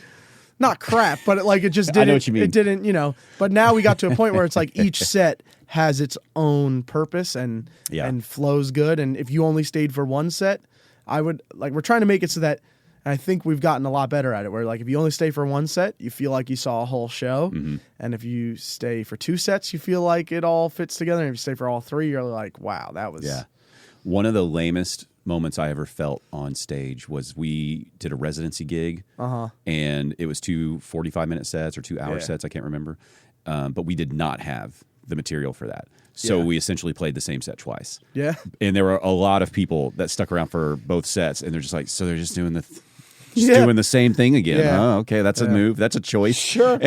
And you just see kind of the look of disappointment. The new people were having a good time, but you know how it is. You only I'm only looking at those 5 people that have been here since the start, and they're just like, yeah. I mean, it's hard at first. It's always hard. Just you never really know how long the set is going to be when you write down that. Somehow we could play 20 songs and it could be an hour, and then sometimes we play the same 20 songs and it's 20 minutes. I don't know what's going on. Well, we should have known better because we were lying to ourselves. We don't need to learn more covers. Yeah. We don't need to do that. And even within the first set, there was a moment where one of the band members, I can't remember which one, but they were like, we've got to slow down because we don't even have enough for this one set. Yeah. And it's like all of a sudden there were some bad solos thrown in here and there to try to stretch things out, and it was the most I'd ever felt like we are not prepared, and I'm not supposed to be up here right now. It's not a good feeling, and it's why I think it's partially why I think, at least for me, I'm so dedicated to at least making a set list before the show, even if we stray away from it, because it's like through trial and error what works, and so you have it in an order that will make sense and that you hopefully will not feel that feeling of wait, what are we doing right now? Like this is weird. And I think that feeling that you're talking about has really forced us to progress as a band, because I mean, that stuff like that stopped us from at first ever doing bar gigs. We were like, we can't do that. Like, we're gonna have to learn covers. We don't want to learn so many covers. And I think there's an art to choosing the perfect cover, and we play a couple covers live. Because it's not necessarily the songs that you love either. No, yeah, for sure. But we eventually figured out a way that works for us. And even though sometimes, I mean, it's a crapshoot. Any gig of any kind can be a bummer or lots of fun. And it doesn't have to necessarily do with if it's a bar gig or you're playing 45 minutes or you're playing to a lot of people or a couple people. Or some of our most nightmarish gigs have been playing to a lot of people at a bar gig. And we played this one gig in Iowa City one time. And it was like this college bar, and it was while we were still in the process of figuring out, all right, how do we play 3 sets? How do we fill a whole night with music that's entertaining for people and engaging for people who don't know who we are and maybe weren't even expecting to hear music, and definitely weren't expecting to hear original music that they never heard. And we get up on stage, and like first it's completely empty. And we're playing our first set, like I play an acoustic guitar, and like the people who walk in are kind of walking past, like skeptical at us. And then like crowds of people start walking in, and they're screaming for requests. And like I'm talking to it was just a nightmare. Like a rugby team walked in, and they're like mooning us. We just were not prepared to handle something like that at that time. And someone taunting you who can definitely kick your ass, that's a bad position. That's what are you going to do? Yeah. These rugby people can do whatever they want right now. Yeah. And there's more of them than us, and they want to hear fucking who knows what, and we're playing. They're like, turn it off. We're going to sing our own songs. Yeah, we have our own bar songs. You know what? All right, sure. You guys take it over. People don't realize that our merch isn't free. They're taking the merch. So it was just, dude, that's rough. I didn't even think about that. Yeah, that was one show we played one time that I think about more than. Was that all the same night? The rugby team, the merch theft, that's the Iowa City, El Rey's in Iowa City. We have another offer to play there, and I think we're going to go do it and hopefully conquer our. You got to do it. It's the best when you go back to a venue where you just had like a dud. Absolutely. And just even if there's no one there, you got to do it. You have to overcome. You got to do it just so we can share this clip to help you promote the show. Plus, all right? It's a psychological thing. Like we can't have this hanging over us for the rest of our. If we can get that same rugby team back out, and we can win them over, that would be the pinnacle of exactly. it. I want to talk about something that you may not feel comfortable talking about. So if you don't, but what do you think a band needs to make each night? And I don't want the answer of, we'll do it for $20. We love playing. But I mean, really nowadays, you're touring, you've got bills to pay, and you don't just want to scrape by doing this. You want to, you're not buying Ferraris, but you want to thrive and you want to keep making music and keep growing. So, like when you play in Dallas tonight, is there a number in your mind that you're thinking like, I want to make this much to not to get by, but to feel like we're doing it?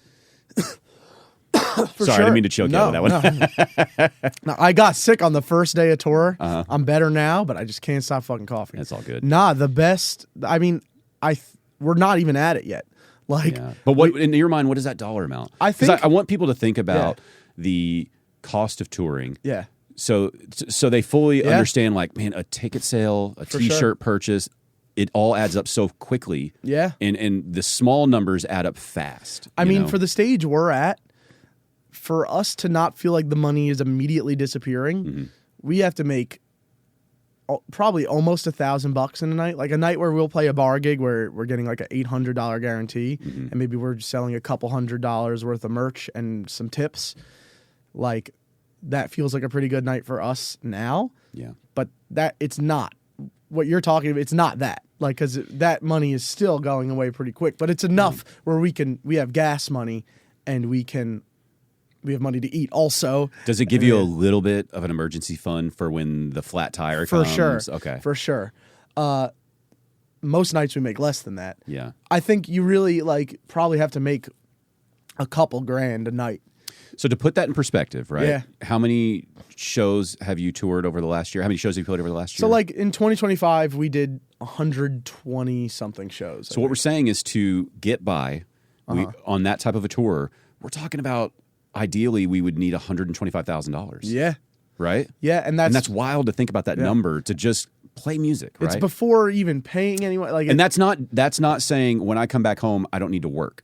No, yeah. That's saying this is what will fund this. Yep. And I think it's like, it's just it's a lot of money, and it's not, if you were getting into it, like no one gets into music to make money, but it's not a business that makes a lot of sense, especially right now. At the same time, like we run our band in a certain way and we play a certain types of shows, and we have a certain tolerance for lacking of human comforts.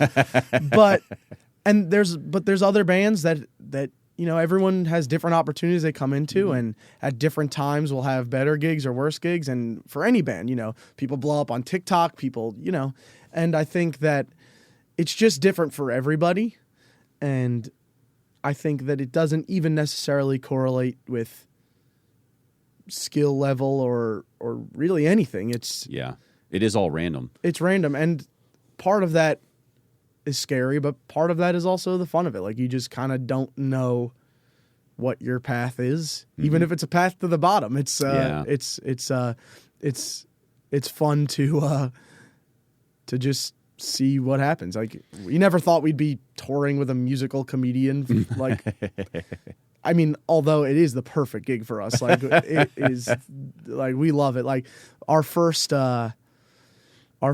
me and Joe, our bassist, the guy I've known since I was 2 years old, my first concert ever was seeing Weird Al. Yeah. And wow. We literally, what a first concert. We got to meet Weird Al through playing with Kyle. It was the biggest mind-blowing experience ever. Wow. Like, did you get to nerd out and go, you were my first concert? Yeah. It was a crazy day. Like, Kyle was doing these videos, like, he was helping us online. Like, he gave us a couple viral videos of him like freaking out on stage, and it happened to correlate with him completely losing his voice on tour.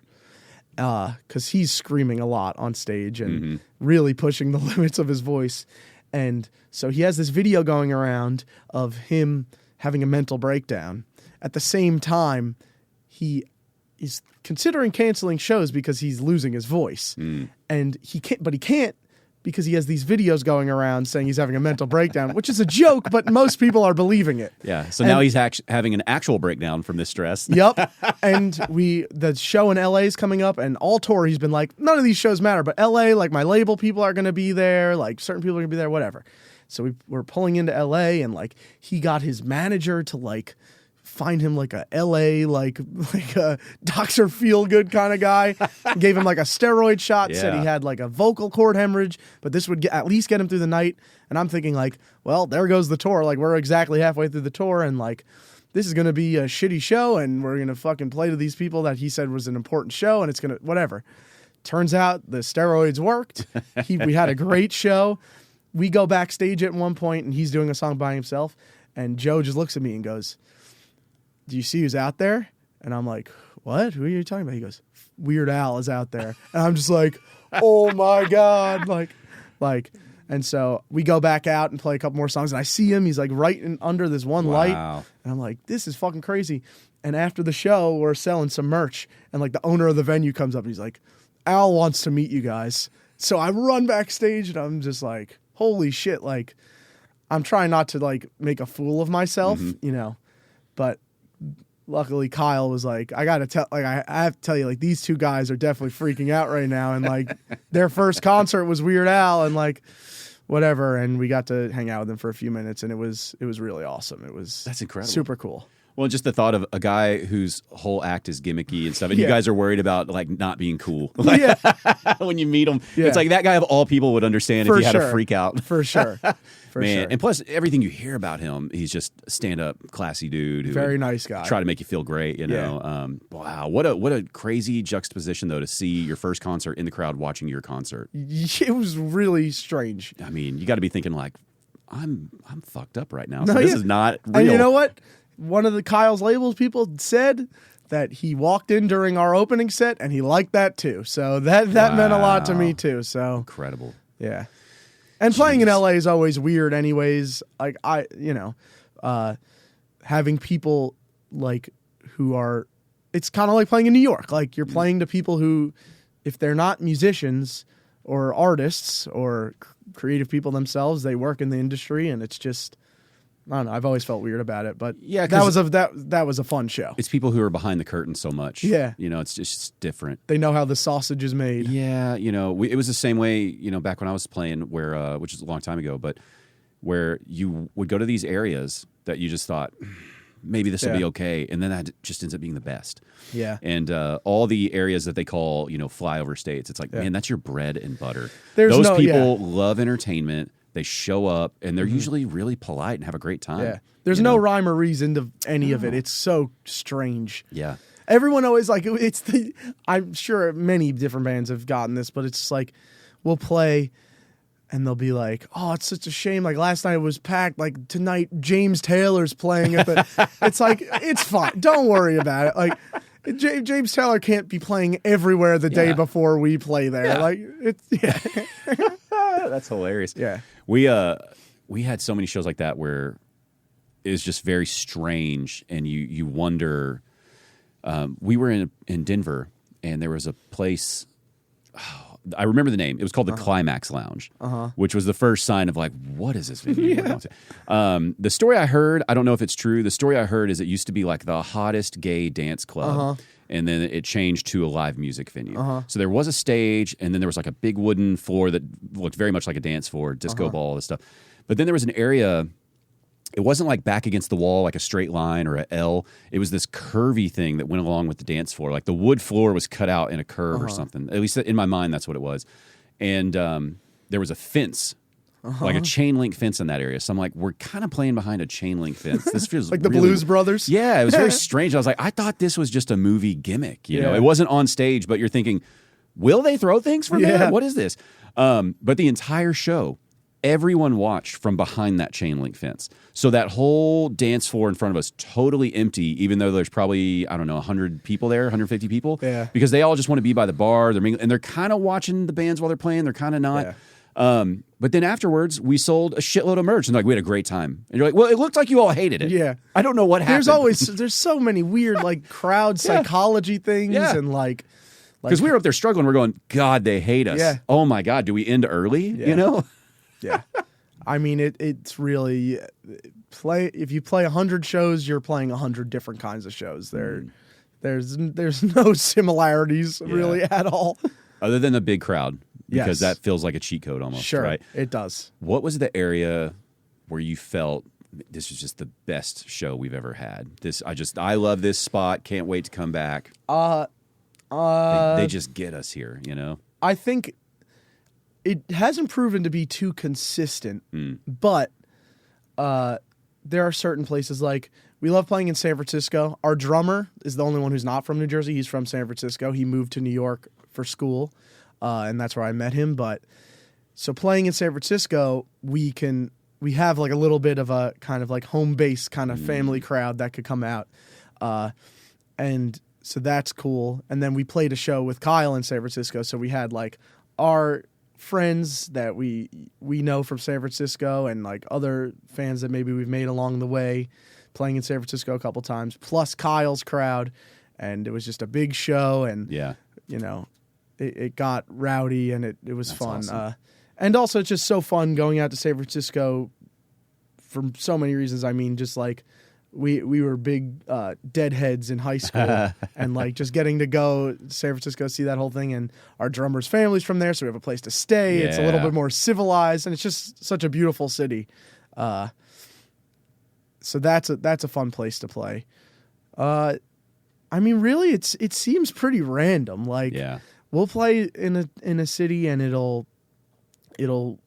be great, and we're like, oh, I can't wait to go back. And then we have a dud, and then we'll play the same venue 6 times and be like, we're never playing here again. And we're like, well, I guess except the one show we've already booked to come back, and we'll go back for that 7th show, and it's great. All right, we'll keep So coming it's- back. It's really, I feel like a big skill is just kind of learning to just take every show one at a time and not let it get you down. Like if it's a bad one, and if it's a good one, not letting it inflate you too much. Where all of a sudden you walk into the next venue and you're like, if they knew what we just did, and this, we're gonna burn this place down, and then it's a dud. Well, it's just like when it's kind of like a similar thing to when you're on stage and you're like, the second you start thinking, wow, we're sounding good, that's when everyone starts messing up. So what do you think then when you're having a good set? You just think, don't think that? I think to me, the goal is to kind of like reach like a flow state, kind of like I'm not really like thinking anything. Yeah. I'm just kind of going. You feel like you're hitting that yet? We've hit it. We've hit it before. I mean, I think it's like a muscle. And the more you do it, the easier it is to reach, but sometimes you just can't. And you got to be cool with that too. And really, ultimately, I feel like sometimes you feel like you play bad and the audience loves it. Sometimes you feel like you play good and the audience, it doesn't connect. So there's so much that goes into it that you don't have control over, whether it's how you play or how the show goes or if you get a flat tire on the way to the show. And so it's kind of all about learning to go with the flow. Yeah. I've only had one experience where I felt like it was kind of you feel like you're on the outside watching this all go down. And it was weird because we that band I was in that we were selling all those CDs, we just ran into a weird thing where do you know what the Warped Tour is? Of course. Heard of Warped Tour? Okay. Of course. So when we were playing our crappy, Friday, Saturday shows that we booked that were not very successful, and we're moving like 3 CDs and we're hurting. Yeah. We realized, okay, we're not going to get shows on Monday, Tuesday, Wednesday. And so our plan was to go to Warped Tour, beg people coming in to check our music out and buy CDs. It started working. So we were selling like 200 CDs a day. Wow. And we just canceled our shows and started doing that because we thought, you know what, we'll get the music out, we'll come back and play through. Yeah. What we found out is we played a show in Del Rio, Texas. I've been there. I've been there. And some of our stuff at the time, again, was a punk rock band, so we had some stuff about like immigration, blah, blah, blah, and whatever. And so that area was really, I guess, feeling that. But we didn't realize we accidentally played a trick on them where they had thought we were like one of the bands on the Warped Tour, and like not like a little band. Like they thought we were like one of them, like a big band. Yeah. And so their whole area came out because they were just assuming, whoa, these guys are, these big famous people are coming through, And so it's in a, it's in some kind of like, I don't know, VFW hall or something. And there's a stage and the PA, everything was good, but it was just not a venue setting typically. And, it had like the white fluorescent lighting above, that kind of stuff. And it's like when we're ready to play, they like kick that off, you know? And these people, like, they knew the songs, and it's just this big crowd that was in it. And all of a sudden it's like, I don't even feel like I'm playing anymore. I'm not telling my fingers what to do. The words are coming out.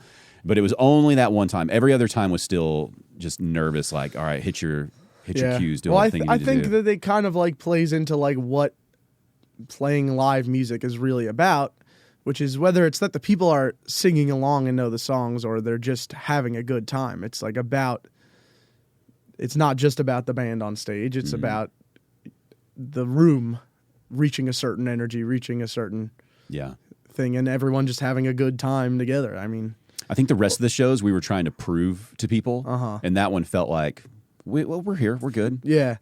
I think we still are, like, we feel like we're trying to prove something. Honestly, like, to even if there are a lot of people there, like it's that I feel like is kind of in our blood. Yeah. Well, like I said, you're in that weird zone where you're a professional in every sense of the word of what you're doing. Yeah. And you've made a great album. And now you're just going, well, why doesn't everybody have the album? At least a couple people. Come on. Yeah, I get it. How'd you find the album? How did you find it? I don't remember. I found the Instagram first. Somehow I came across that, so I don't know if it was, are you guys running any ads? Maybe it was We have. I mean, do you remember when it was? You've come through DFW before, right? Yeah, we played with Kyle. We played at Club Dada. Is that what it's called? Or Dada? I bet what it was, because I'll go through the list of people coming into town. Yeah. I bet that's what it was. Yeah. Which I try to encourage people to do. It's, that's something we used to do here. We have a local paper, the Dallas Observer.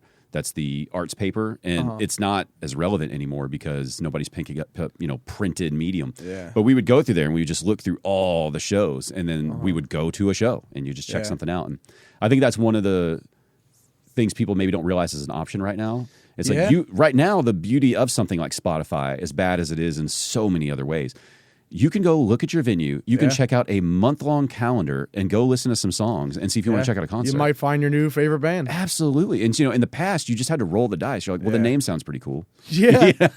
Yeah. So it was probably that, but I feel like y'all randomly came in through the feed. Because, can I tell you honestly, with your band, I wanted to be a hater at first. That's okay. Can I tell you why, though? I love that. Because I'm telling you, it's like in our blood to like have something to prove. So I like that. I love that. The same thing. Also, I think that I've tried a lot to not be a hater, but I think that we kind of, as a band, it's kind of a musician artist thing is like, sometimes you're just a hater. I was the same way with Sturgill Simpson. So I hope you take that as a compliment. Sure. So when my wife was first showing me Sturgill, the first couple songs she showed me were some of his older material. And I was hearing the music, wasn't listening to lyrics really. And I'm thinking like, ugh, another one of these dudes ripping off. I bet he wears a big old cowboy hat and he's probably got frilly shit hanging off his jacket, whatever, Yeah. And then we went to a concert. And it was, it's one of the bigger venues. There's like 6,000 people. Sure. And he comes out and, he's wearing jeans and Converse or whatever. And I'm like, oh, I assumed he was going to be the country cowboy with the acoustic guitar and he's got a band that does the solos and blah, blah. Sure. Half the time the guitar's behind your back. And something happened in his set where monitors weren't working or amps, something wasn't working, and he's getting extremely frustrated first song out of the gate. And he's going back to the sound guys on stage talking to them. So I feel like it was a monitor thing. All of a sudden he swaps the guitar, he comes out and he just starts ripping a solo. And I don't know if you know much about his band, but he's played with kind of the same guys forever. So they're like a real band. And they can improvise, they can go with it. And he just does this crazy solo, like a rock and roll solo. And I'm thinking, isn't this that fucking lame country dude who's ripping off what country's supposed to be?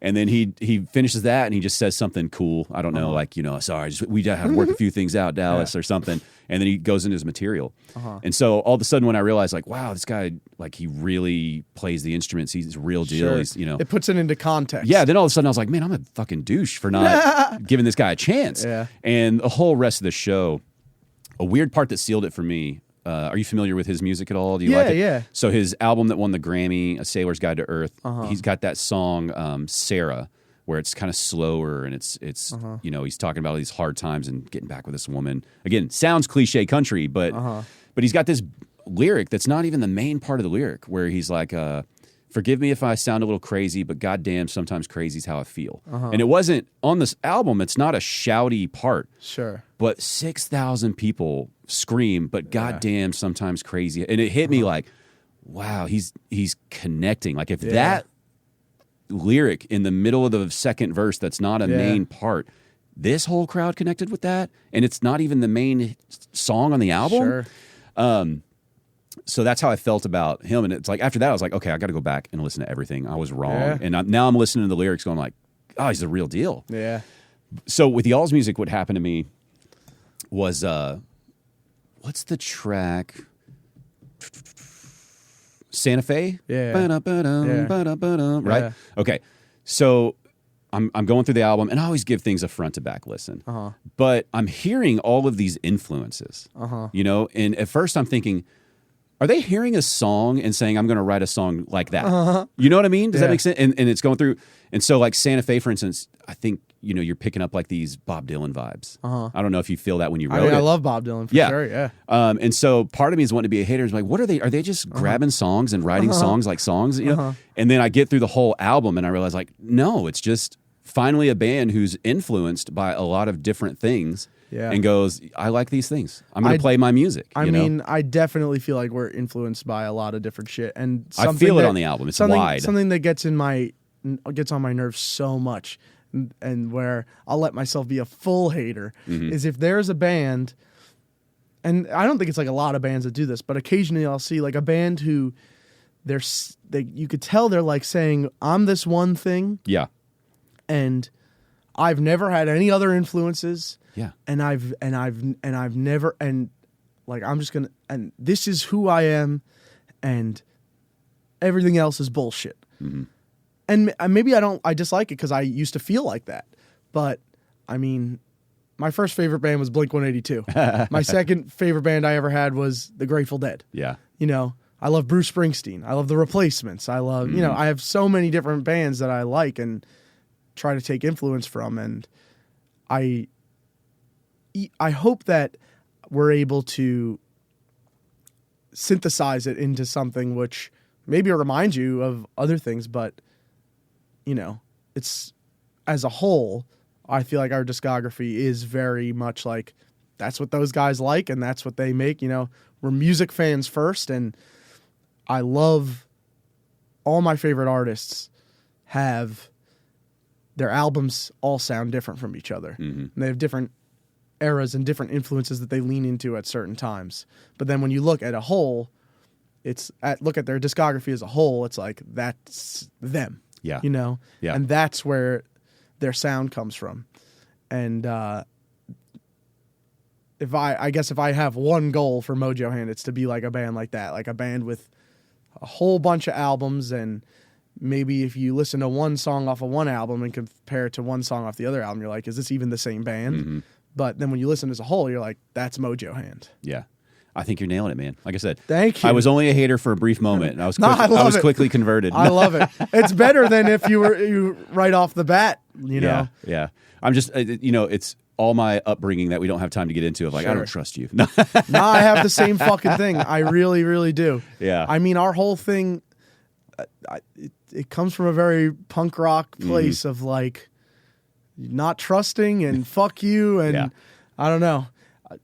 It's all about learning what parts of that are good and what parts of that are not good. I feel like that's a lifetime of working. Listen, we got to get you out of here, though. You're gonna miss your load in if we don't get you out now. Sounds good. Thank you so much. What's the best place for people to check out tour schedule, buy some merch, help support you? Our Instagram is a great place to head to, at mojohand.music. That's got our tour schedule, and then there it'll link you to our Spotify, our website, all that stuff. But the most important thing anyone could do is come to a show. There you go. And shake my hand in person. There you go. And it sounds like new album's on the way. So new album will be out this year. Get in on it now so you can say you knew them when. We're already writing the next album. So all right, man. I appreciate it. Thank you. Thank you so much for having me. The I'm a Fan of podcast, music, comedy, and more. At Hollywood Feed, you'll find high-quality pet food and supplies at prices that actually make sense. Because giving your pet the best should mean stretching your budget. That's why Hollywood Feed offers price match and extra savings through our frequent feeder program. Earn rewards just for buying the food your pet already loves. From premium nutrition to everyday essentials, our team of pet experts is here to help you choose what's right for your best friend. Come see what makes us a different breed, or try fast same-day delivery at HollywoodFeed.com. More wagging, less waiting.